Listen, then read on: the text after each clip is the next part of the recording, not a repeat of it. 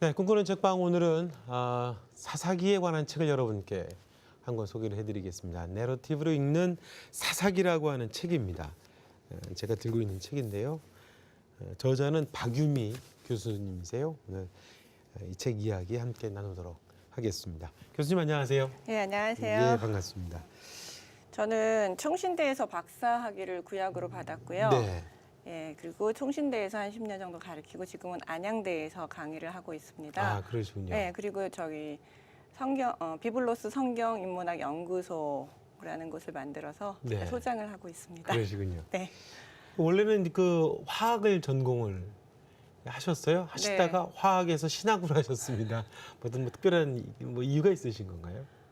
뭐 특별한 이유라기보다는 제가 화학을 상당히 좋아했어요. 저희 아버지도 예. 화학을 하셨고 저희 집에 뭐 작은 실험실도 있었고 해서 네. 화학을 참 좋아했는데 대학을 들어가서 대학 1학년 때부터 성경 공부에 대한 갈망이 제 마음속에 있더라고요. 근데 그 당시 청년들은 잘 성경 공부 안 시켜주잖아요. 네. 그래가지고 당시 전도사님한테 1년 정도 지난 다음에 유초부동부 제가 반사를 하면서 저 내년부터는 성경 공부 가르쳐주는 교회를 갈 거니까 저 반사 그만두겠습니다. 다른 사람 구하십시오 하고 제가 12월 달에 말씀을 드렸어요.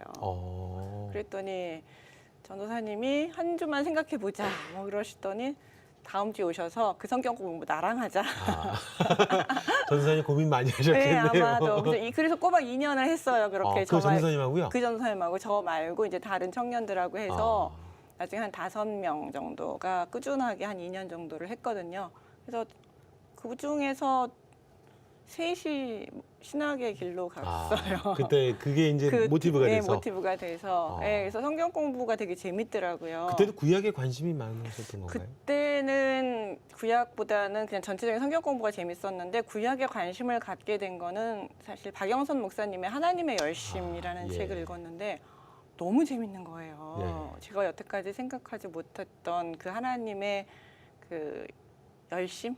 정말 나를 얼마나 사랑하시는가, 인간을 얼마나 사랑하시는가에 대한 거를 그 책을 통해서 읽었어요. 근데 그걸 통해서 구약이 너무너무 재밌다 이런 생각을 제가 하고 하면 구약을 전공해야지라고 생각을 했죠. 근데 그래도 바꿀 생각은 엄두는 잘 못 냈는데 너무 하고 싶은 거예요. 그 갭.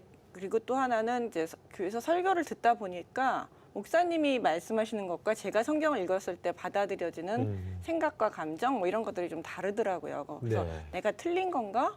내가 다른 건가? 뭐 여러 가지 고민들이 많이 생겼어요. 그러다가 신학을 정말 하고 싶다라는 마음이 많이 생겼는데 결정적으로 이제 저는 약간 두려움이 많았죠. 그래도 전공을 바꾸는 거에 대한 두려움, 아직 신학을 하는 여자들에 대한 그 부정적인 인식, 교회에서는 있었잖아요. 많잖아요. 아직도 좀 있고 그래서 두려움이 있었는데 그래서 친정 엄마한테 물어봤어요. 어머니한테 신학을 해도 되겠습니까? 그래서 엄마가 노 하면서 안 할 생각으로 이거는 하나님 뜻이 아니다라고 생각을 하고 안 할 생각을 했는데 하라고 하시더라고요. 기꺼이. 네, 그래서 이건 하나님 뜻이구나라고 생각을 하고 이제 신학을 하게 됐죠. 그러니까 좀 이유는 단순해요. 성경 공부를 하고 싶다는 그 마음. 하나님의 열심이라는 책은 참 많은 청년들의 삶을 바꿔놨던 것 같아요. 그 당시에 정말 고전이죠. 고전이죠. 네. 그 서문에서도 말씀을 해주셨는데 이 책을 집필하시게 된 어떤 동기가 있으신 건가요? 동기라기보다는 예. 일단 제가 사사기를 전공하고 이제 강의를 하게 됐거든요. 사사기에 대한 강의를 한 10년 정도 했어요. 네. 뭐 쭉 한 건 아니지만 그래도 이제 해마다 한 번씩은 하면서 강의안을 이제 만들어 가는데 처음에 딱 만들었을 때 보니까 너무 아는 게 없는 거예요. 박사를 딱 마치고 나서 사사기를 보니까 4, 5장 외에는 제가 아는 게 없어서 이제 하나씩 책도 읽고 자료도 모으면서 강의안을 만들었거든요. 그래서 해마다 업그레이드를 시켰어요. 계속 뭐 글도 좀 쓰고 또 다른 책도 읽으면서 해마다 업그레이드를 시키면서 제가 드는 생각은 아직도 부족하다. 네, 나는 참 아는 게 없구나 이런 생각을 했는데 어느 날 그렇게 생각하면서 책을 낼 생각을 못 하다가 어느 날 이렇게 계속 부족하다고만 생각하면 내가 죽을 때까지 책을 책을 못 못 내겠구나. 내겠구나. 뭐 이런 생각이 들더라고요. 완벽한 책은 없으니까 네. 마음을 만족시킬 만한. 그래서 다시 돌아보면서 이 정도 제가 제 강의안들을 잘 정리하면 그래도 한국교회 설교자들하고 성경 공부를 하고 싶은 성도들에게 도움이 되지 않을까 이런 네. 생각도 들고 또 저한테 강의를 들었던 학생들이 책 언제 나오세요? 그 책이 나왔으면 좋겠다. 좀 도움이 되겠다. 이런 얘기들도 해서 거기에 이제 네. 기대에 부응해서 네, 기대하고 용기를 내서 네, 네, 네. 제가 책을 내게 됐습니다. 제목이 그 내러티브로 읽는 사사기라고 있습니다. 사사기를 해석하는 방법론으로 내러티브 분석을 사용했다라고 이야기하셨거든요. 이 방법이 사사기를 읽을 수 있는 가장 효과적인 방법이라고 생각을 하셨던 건지 또 그 전에 이제 이거 방송을 라디오로 이제 듣고 계시는 분들한테 내러티브로 사사기를 읽는 거는 어떤 건지라고 또 궁금해하실 것 같은데 네. 그 이야기도 좀 같이 해주시면 좋겠는데. 네, 그러니까 첫 번째 내러티브로 사사기를 읽는 방법이 가장 효과적이다라고 말하기는 좀 어려울 것 같아요. 네, 그렇게 말하는 것은 좀 어렵고요. 다만 내러티브라는 말 자체는 이야기라는 말하고 거의 같은 뜻으로 사용되는 것이에요. 그래서 사사기는 역사를 이야기 형식, 그러니까 내러티브라는 장르로 기록된 책이거든요. 그러니까 이 성경책은 이야기체와 시로 네. 구성이 되어 네. 있잖아요. 그 중에서 이제 특히 사사기는 역사를 내러티브 형식으로 내러티브 장르로 기록을 한 책이라서 내러티브를 읽는 방법으로 저희가 읽으면 좀 더 효과적이지 않을까라고 저는 생각을 하게 된 거죠. 네. 그래서 그 내러티브로 읽는 방법은 일단 인물은 어떤 특징을 가지고 있으면 어떤 말을 했고 어떤 행동을 했는지 이런 것을 가지고 이 인물이 어떤 특징을 가지고 있고 어떤 역할을 하고 있으며 어떤 기능이 있는지 뭐 이런 것들을 밝히는 것이고요. 또 네. 하나는 이제 발단, 전개, 절정, 결말 뭐 이런 플롯들이 있어서 그 안에서 이 이야기의 가장 그 절정 부분은 어디인가 뭐 이런 것도 드러내고 또 사회적 배경 아니면 시간적, 공간적 배경들도 이야기하면서 이 역사가 이 본문이 실제로 일어났던 시기에 대한 연구도 좀 하고요. 그다음에 또 하나 중요한 건 이제 이 저자가 자신의 의도를 정확하게 드러내기 위해서 어떤 문학적 장치들을 많이 써요. 강조를 하기 위해서 좀 더 반복을 한다던가 아니면은 좀 더 그 사건에 집중을 하기 위해서 갑자기 속도가 느려져요. 이야기하는 속도가 느려져요. 그래서 자세히 설명을 해요. 그러면 이거는 이 저자가 성경의 저자가 이 부분은 강조하고 싶구나. 그러니까 별로 강조하고 싶지 않은 부분은 그냥 휙 하고 넘어가요. 아예 생략하기도 하고 이런 것들을 통해서 좀 더 저자의 의도를 밝혀내는데 아주 효과적인 방법이라고 생각을 합니다. 그래서 저는 이제 내러티브로 읽는 사사기 제목을 그렇게 다신 거군요. 네, 그렇게 다른 거예요.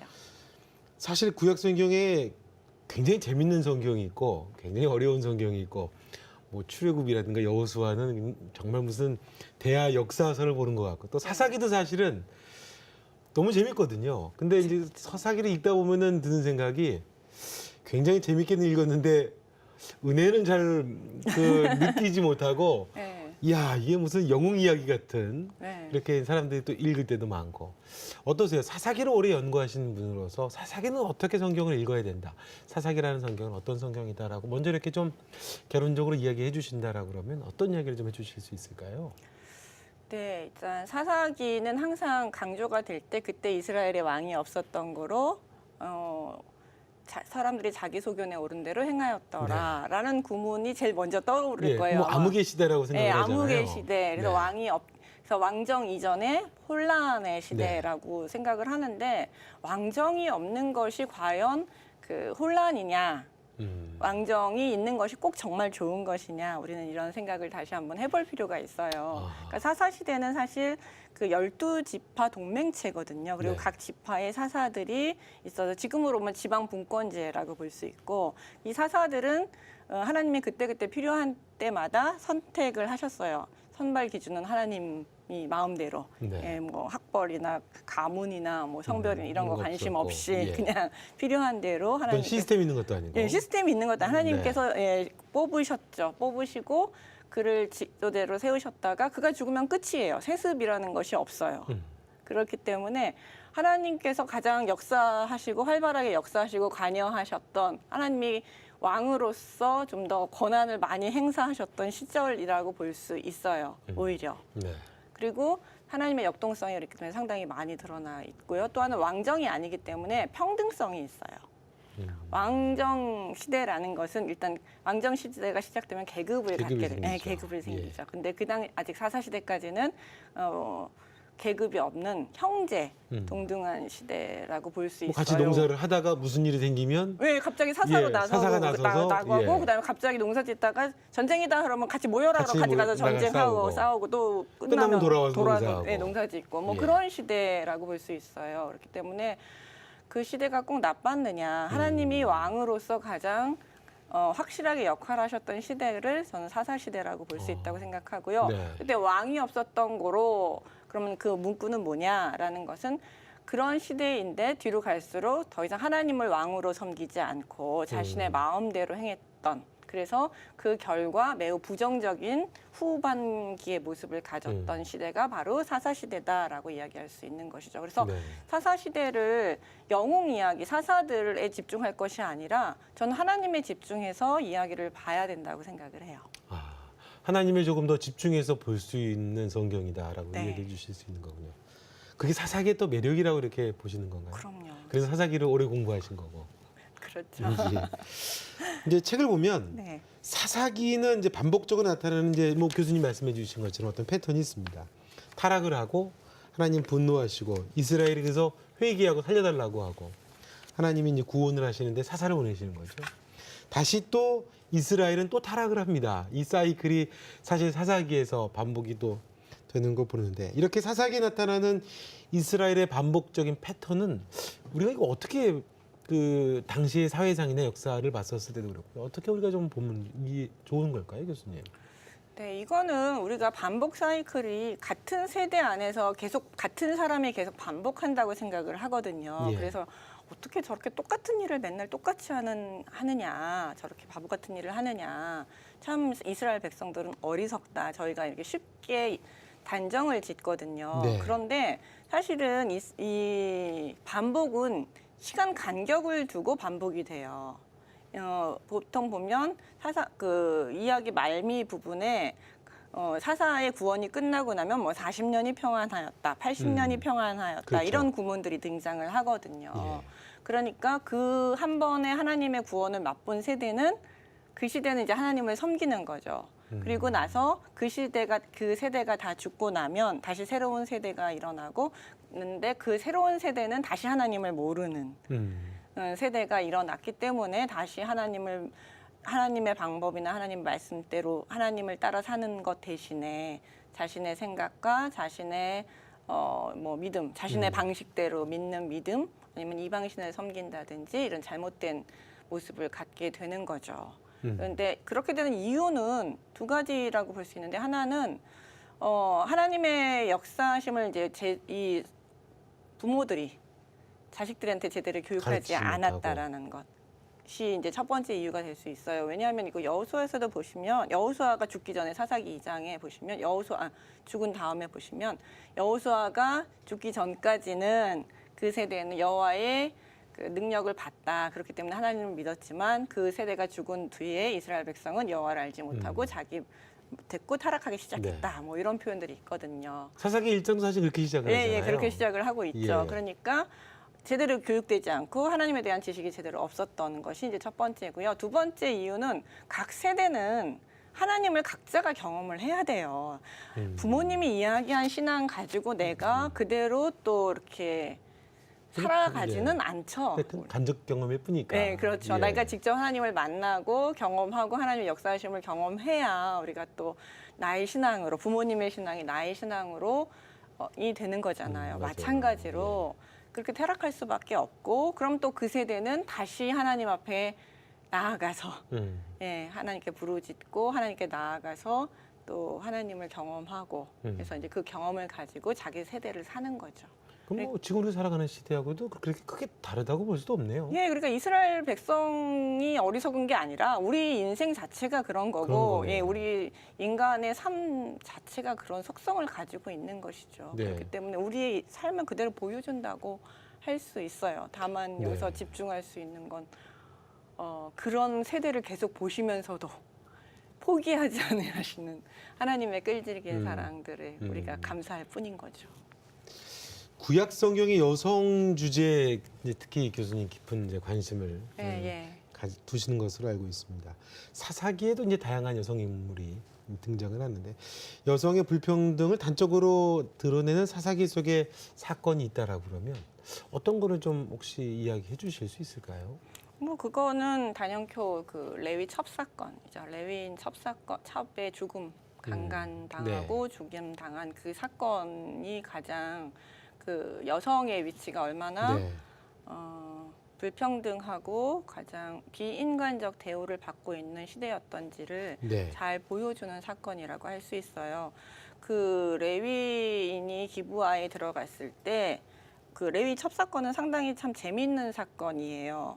그러니까는 적의, 호의 대신에 환대나 이런 거 대신에 적의가 드러나고 외부인에 대한 적의를 드러내고 있고, 그다음에 이 적의를 드러내면은 피해자 입장에서 누가 가장 먼저, 그러니까 그 누가 먼저 보호받고 누가 네. 보호받지 못하는가가 이제 드러나거든요. 그때 이제 가장 보호받지 못하는 여성이 보호받는 대상이 안 되는 것이 그러니 일차적으로 여성이에요. 여성이다. 예, 왜냐하면 노인이 제일 먼저 보호한 네. 건 레위인이거든요. 내 딸도 내놓을 테니까 이 사람은 건드리지 말아달라라고 얘기하면서 자기 가족이 아니라 남성인 레위인부터 먼저 보호를 하거든요. 그러다 보니까 여기서는 외부인이면서 여성인 레위 첩이 그 희생양이 될 수밖에 없는 권력 구조를 가지고 있는 것이죠. 네. 그러니까 가장 여성이 차별받고 억압받고 있는 모습을 보여주고 있고요. 그다음에 네. 또 하나는 여기서 여성은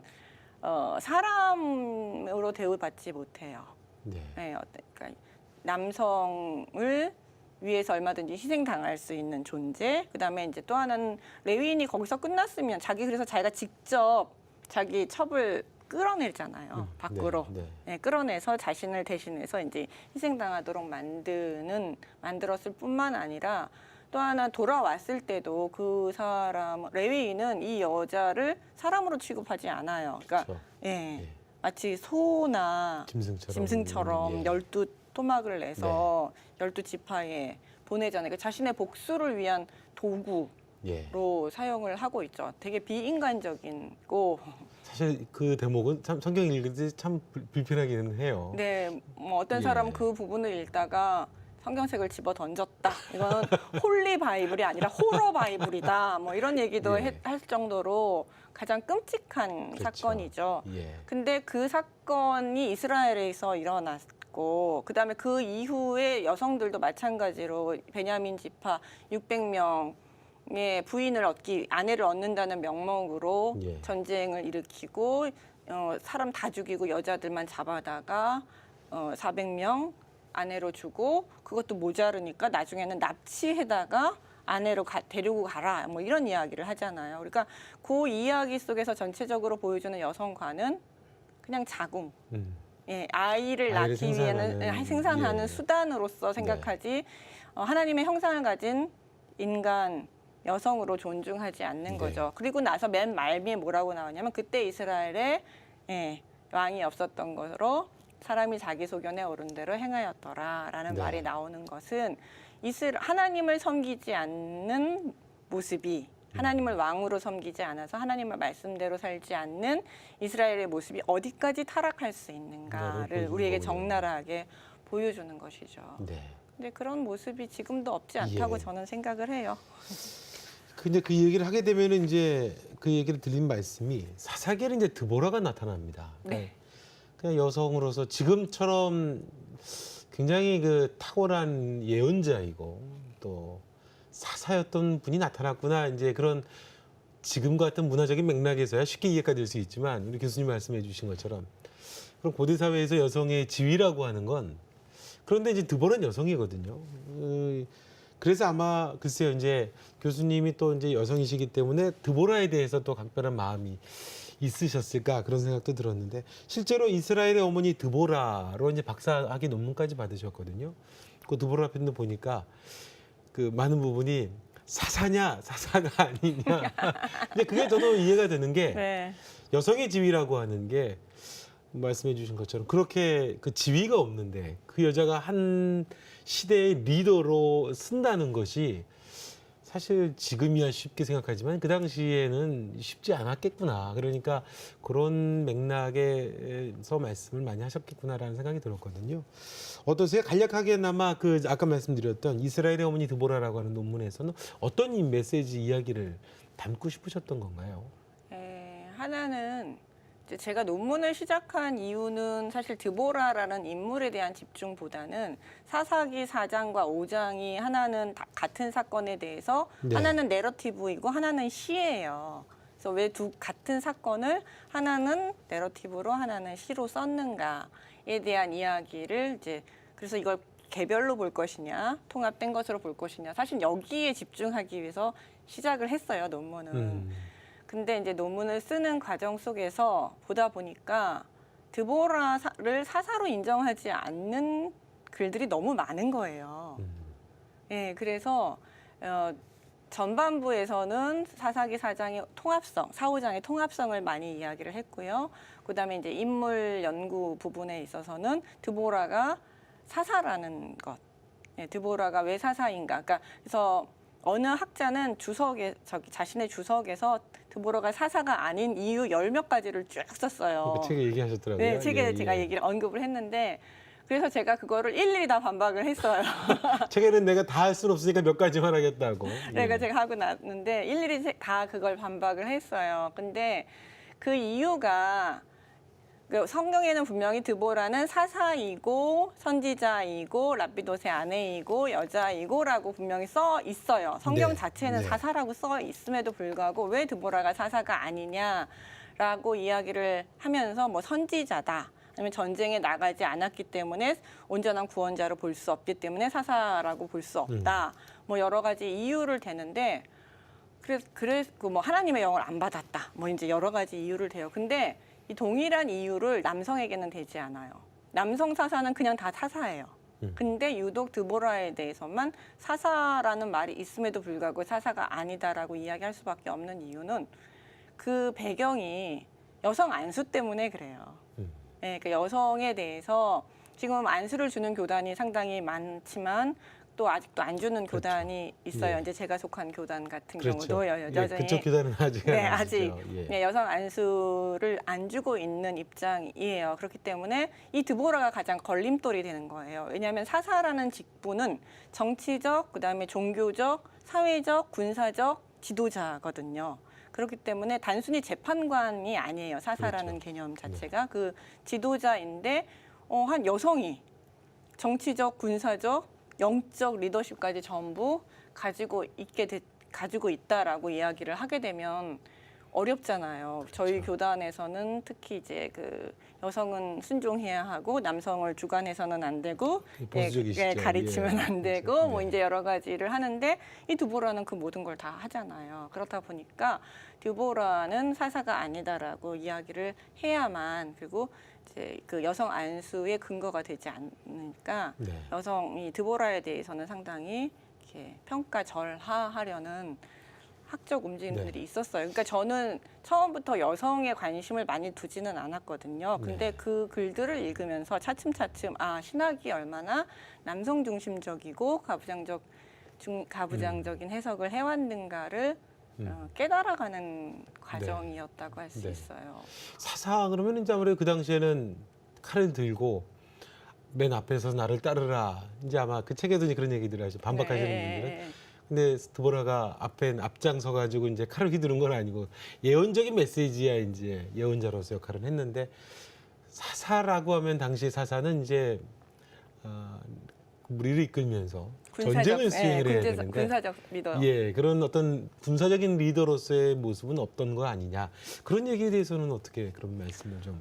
예, 그 부분에 대해서 일단 전쟁터는 안 나가요. 전쟁터는 안 나가지만 군사를 소집하고 바락이 뭐라고 얘기하냐면 당신이 가면 가고 당신이 안 가면 가지 안 간다, 안 가겠습니다라고 하면서 절대적으로 드보라를 의지하거든요. 그러니까는 드보라가 내가 반드시 너와 함께 가겠다라고 약속을 하고 군사를 모집하고 진을 치는 데까지 같이 다볼산까지 다 같이 올라갑니다. 그러면 그 전쟁을 시작하라는 명령도 드보라가 해요. 다만 전쟁 칼 들고 싸우지는 않았는데 그것은 드보라의 직분 중에 하나가 선지자라는 직분이 또 있어서 그래요. 선지자는 하나님의 말씀을 듣는 선지자들은 직접 전쟁터에서 나가서 싸우거나 칼을 들고 직접 싸운 일은 거의 없습니다. 이 드보라하고 비슷한 역할을 한 사람이 누구냐면 사무엘이에요.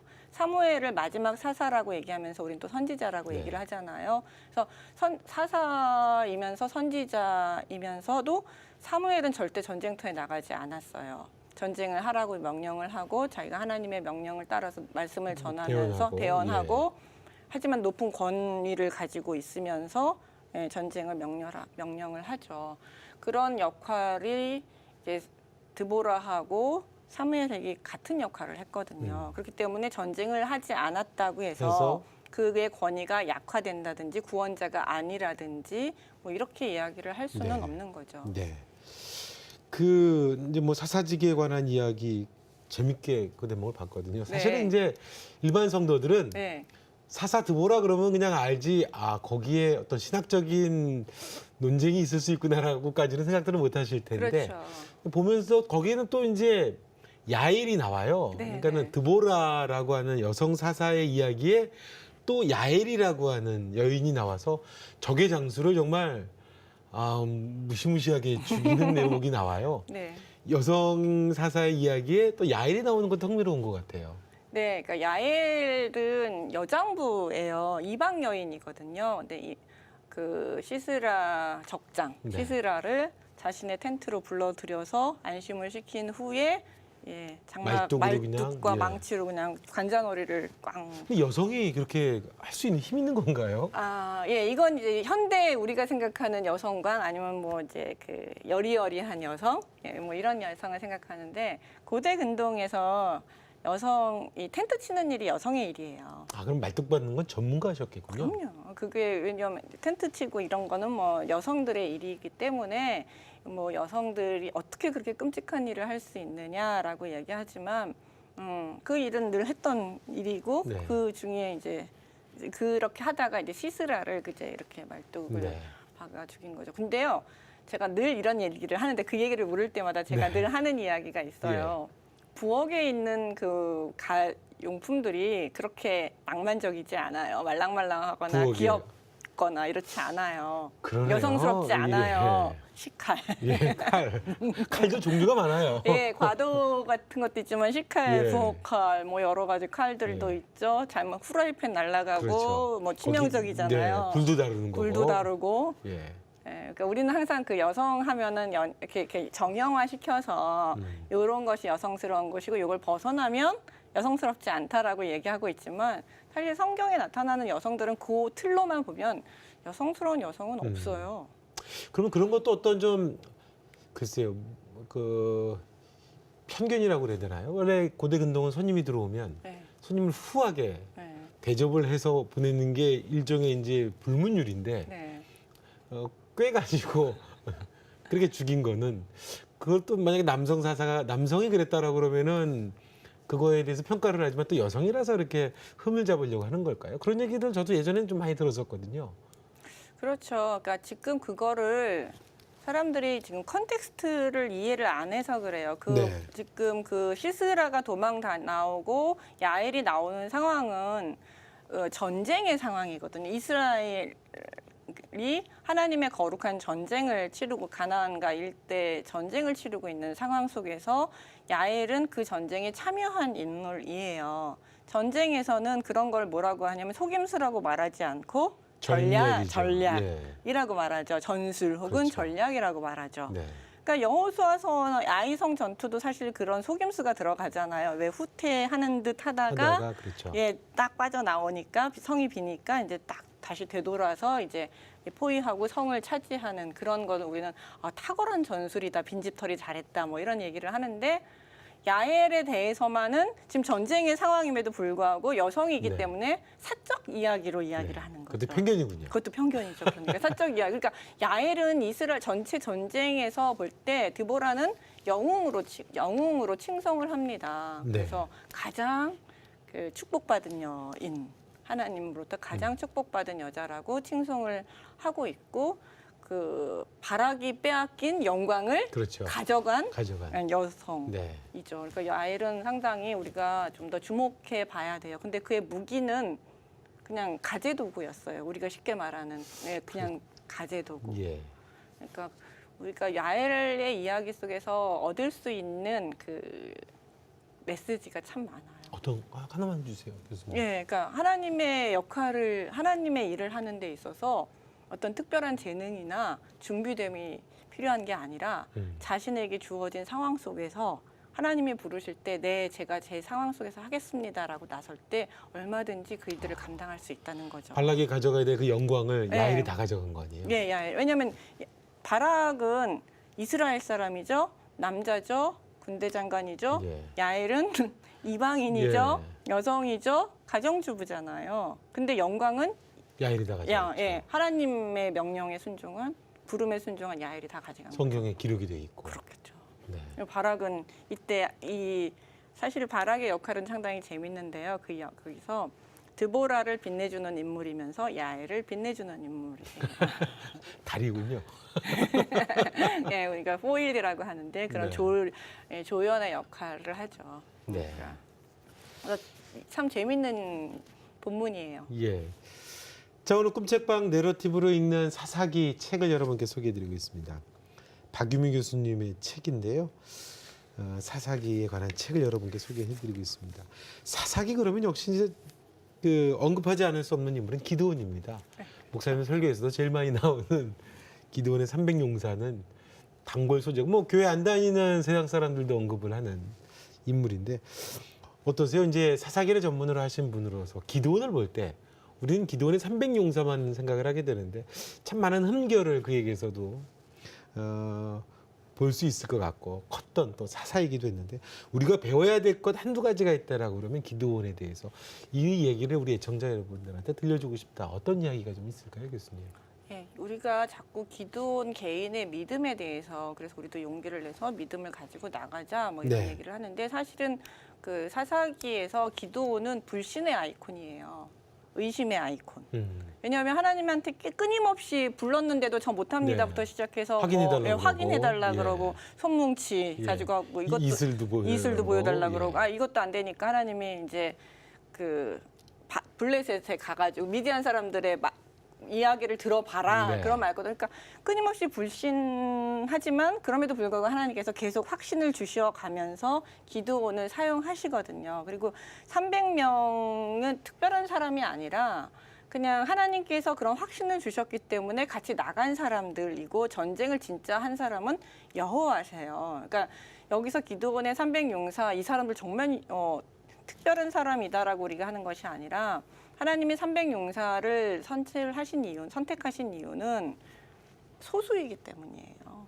하나님의 다수가 가면 이걸 우리가 했다. 인간이 했다라고 자랑할까 봐 하나님이 소수를 선택하시고 그를 통해서 하나님의 전쟁은 하나님이 하신다라는 것을 분명하게 드러내기 위해서 하나님이 소수를 선택하신 것이죠. 그러니까 우리가 받을 교훈은 하나님의 일은 물량으로 되는 것이나 사람 수의 많음에 되는 것이 아니라 하나님을 의지하는 소수, 신실한 자들을 통해서 그 일들이 이루어진다라는 것들을 하나 배우고요.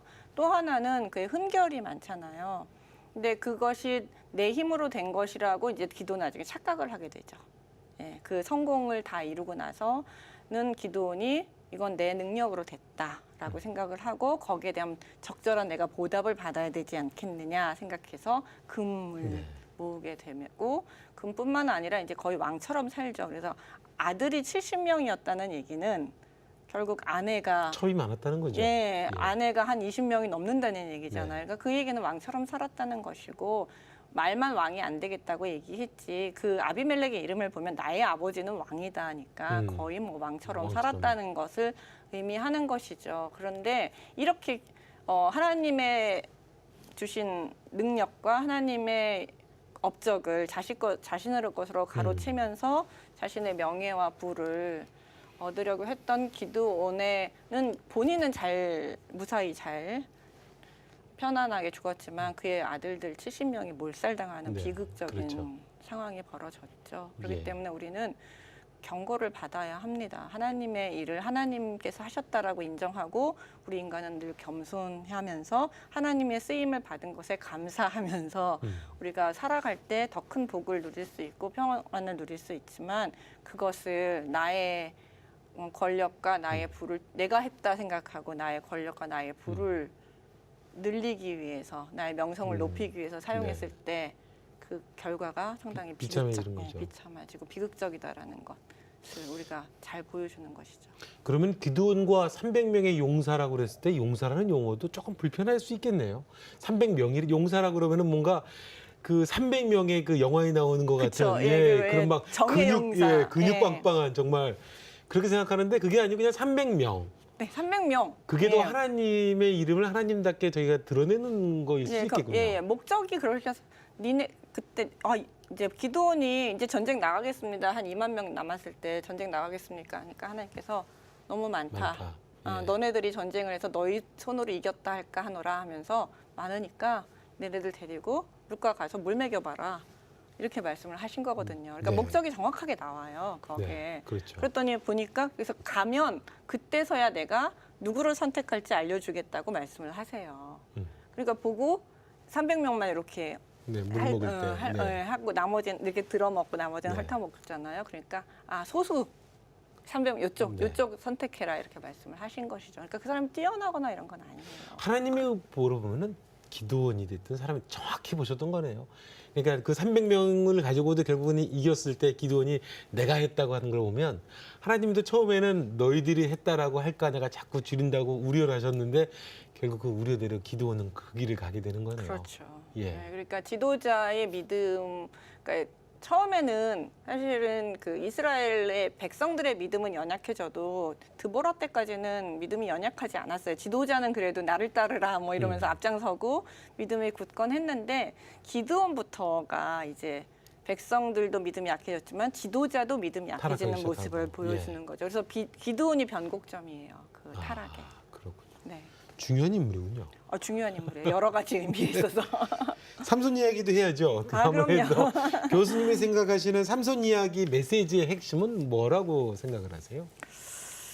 삼손 이야기는 참 들어보면 우리가 안타깝다는 생각을 저는 안타깝다는 생각을 참 많이 하면서 한편으로는 코미디 같다는 생각도 코미디 같다. 한편으로는 코미디 같고 그 코미디를 보면서 되게 안타까운 생각이 들어요. 결국 이제 블랙 코미디가 그렇죠. 되는 것이죠. 예. 예, 그런데 왜냐하면 하나님께서 삼손에겐 정말 큰 능력을 주셨어요. 어마어마한. 네. 예, 아마 이전에 이런 사사가 없었죠. 이런 사사도 없고 사사뿐만 그렇죠. 아니라 어느 인물도 이렇게 네. 삼손이 가지고 있던 능력을 가졌던 인물은 없거든요.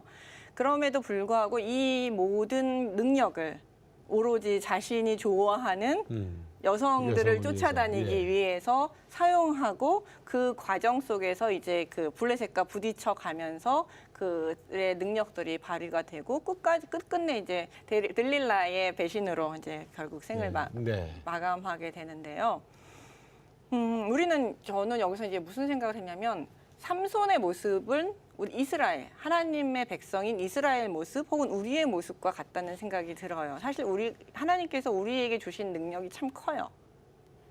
하나님이 우리와 함께 계시잖아요. 우리가 세상을 모두 이길 수 있는 능력이 우리 안에 있어요. 예. 하나님께서 영생도 주셨고 우리에게 생명도 주셨을 뿐만 아니라 구하면 주시는 예. 우리는 아들이니까요.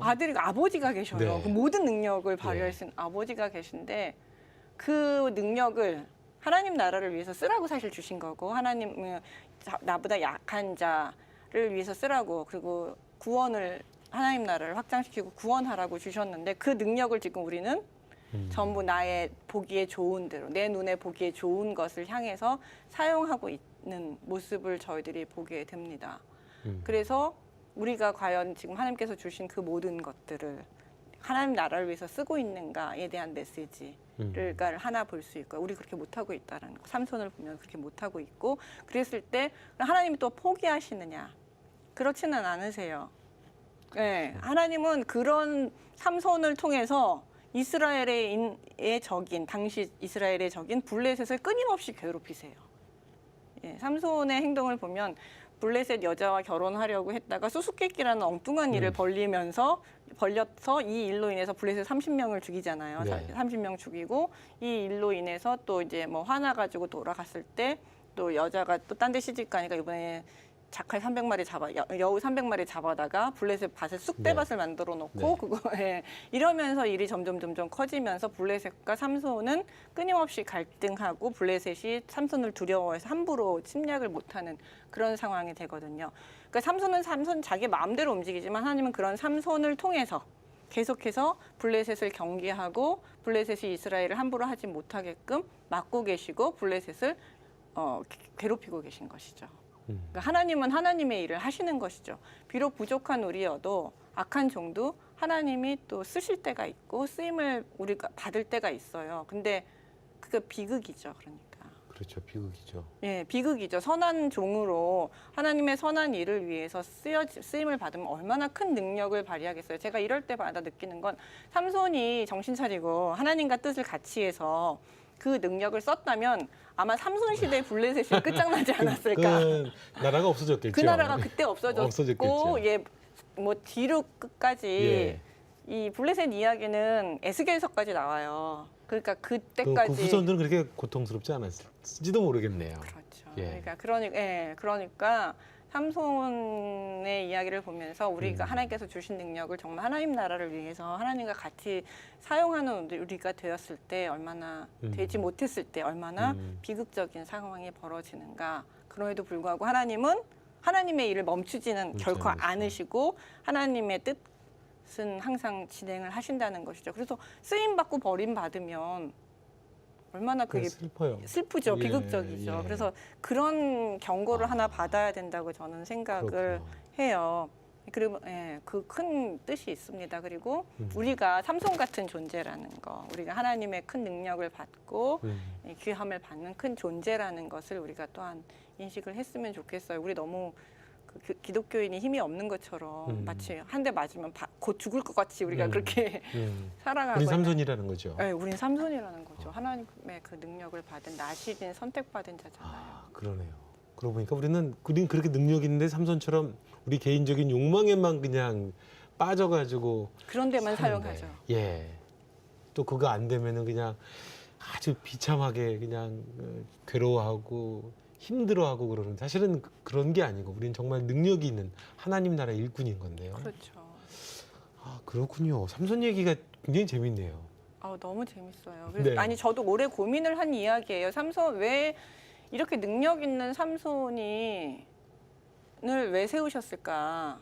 딴짓하는 삼손. 근데 그럼에도 불구하고 딴짓은 엄청 하는데 왜 능력은 능력대로 주셨을까라고 생각했을 때 그런 생각이 들더라고요. 요즘 이제 한국교회 위기 이야기를 많이 합니다. 우리 교수님 이제 사사기 아까도 뭐 말씀을 드린 것처럼 그 시대의 사사의 인물의 이야기는 어떻게 보게 되면 우리도 사사 시대를 사는 것 같은 뭐 느낌이 들면 그 어떤 연결점이 맥락이 좀 비슷한 게 아닌가 그런 생각도 해보게 되는데요.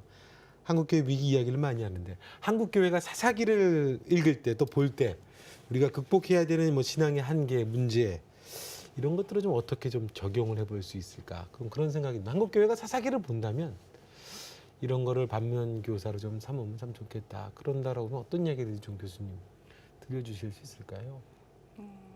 첫 번째는 지금 우리 시대가 사사기 시기 중에서 어느 시대인가라는 생각을 좀 해보게 되는 것 같아요. 근데 지금 우리 한국교회의 모습을 보면 사사기 마지막 부분에 있어서 자신의 삼손처럼 자신의 욕망을 하나님 주신 은사를 자신의 욕망을 명성을 권력을 돈을 돈을 얻기 위해서 사용하고 있는 그런 모습들을 우리가 발견하게 되는 것이죠. 그리고 그런 모습의 그 말로가 얼마나 비참한지를 우리는 다시 한번 깨달아야 된다고 생각을 하고요. 그다음에 두 번째는 교회가 과연 그 환대하고 있는가, 약자들에 대해서 배려하고 환대하면서 그들을 돌보고 있는가에 대한 문제를 보았을 때 우리 시대가 지금 그 사사시대 마지막 부분, 레위 첩 이야기에서처럼 같은 민족임에도 불구하고 적대하고 있고 조금만 나랑 달라도 배척하면서 그들을 폭력적으로 그것도 이제 그냥 배척이 아니라 폭력적으로 배척해서 무조건 내쫓아내려고 하는 그런 모습들을 가지고 있다고 저는 생각을 해요. 그리고 그 와중에 그 배척하고 쫓아내는 그 대상을 형제라든지 같은 기독교인이라든지 아니면 기독교인이 아니어도 정말 하나님의 형상을 가진 사람으로 대하고 있느냐라는 생각을 저는 해보게 됩니다. 교회가 사람을 사람으로 정말 대하고 있느냐, 존중하고 있는지에 대한 물음이 사사기 마지막 부분에 있다고 생각을 해요. 그래서 약자를 희생시키고 강자는 더욱더 강해지고, 그러니까 승자 독식 아니면 양육강식의 세상의 방법이죠. 네, 세상의 방법이잖아요. 네. 그리고 사사기 맨 마지막에 나타났던 그 모습인데 그 모습이 지금 현재 우리 교회 안에 없는지 저는 살펴봐야 된다고 생각을 하는데 참 많이 드러난다고 생각을 해요. 그래서 그 여성들이 그렇게 희생당하고 약자가 희생당하고 인간으로 취급받지 못하는 사회는 우리가 봐도 성경에서 집어던지고 싶을 만한 호러한 상황인데 지금 우리 교회가 만들어 놓는 세상이 이런 호러한 세상인지 과연 홀리한 세상인지 우리는 되짚어 볼 필요가 있는 거죠. 네.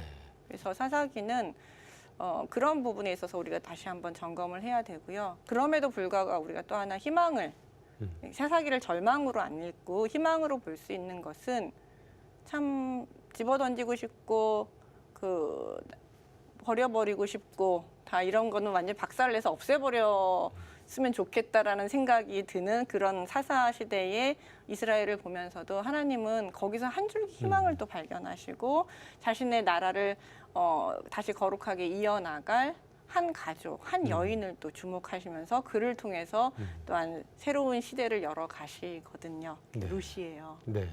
그것도 사사 시대 때거든요. 네. 그러니까 이런 걸 보면 그 반복되는 배신, 반복되는 타락, 반복되는 그런 악들 속에서도 하나님은 결코 자기 백성은 포기하지 않으시고 끝까지 정말 끈질기게 지키시고 함께하시며 그들을 사랑하신다라는 사실을 우리가 기억하면 교회가 다 망할 것 같아 보이는 지금 현실, 다 망해야 될 것 같은 현실 속에서도 하나님은 또한 자신의 나라를 한쪽에서 네, 일하시고 하나님의 열심으로 네, 열심으로 만들어 나가고 계신다라는 희망을 또한 우리 이 사사기가 보여준다고 생각을 합니다.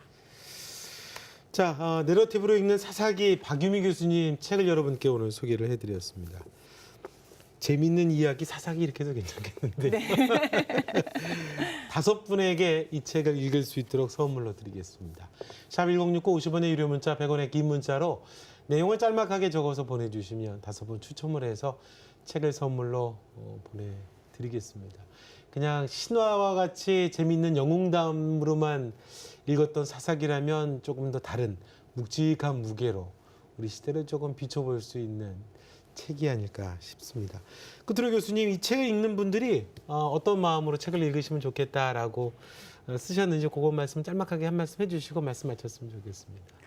네, 이 책을 읽으면서 그동안 우리가 잘 살펴보지 못했던 그 뭐라 그럴까요? 조연들에 대해서도 한번 생각을 해봤으면 좋겠어요. 우리 항상 주연에 집중을 하면서 그 사람들을 닮아가자, 그렇게 스포트라이트를 비춰주는데 여기는 많은 조연들이 등장을 하고 있고 그 조연들도 또 자신의 상황 속에서 최선을 다해서 하나님 앞에 살아가시는 모습을 발견할 수 있고 그 모습 속에서 우리가 참 많은 그 위로와 도전을 받을 수 있다고 생각을 해요. 그래서 저는 하나는 그런 관점에서 봤으면 좋겠고요. 또 하나는 사사기가 무서운 책이 아니라 하나님의 역동성, 사랑, 그런 마음 아픔, 얘네들 내가 또한 그런 것 뭐라 그럴까요? 배신의 상처가 상처를 아파하시면서 고민하시는 네. 그런 하나님의 모습도 우리가 읽을 수가 있어요. 그런 하나님을 발견하면서 하나님을 좀 더 많이 알아갔으면 좋겠다 하는 네. 생각이 있습니다. 알겠습니다. 박유미 교수님과 함께했습니다. 교수님 좋은 말씀 고맙습니다. 네, 감사합니다.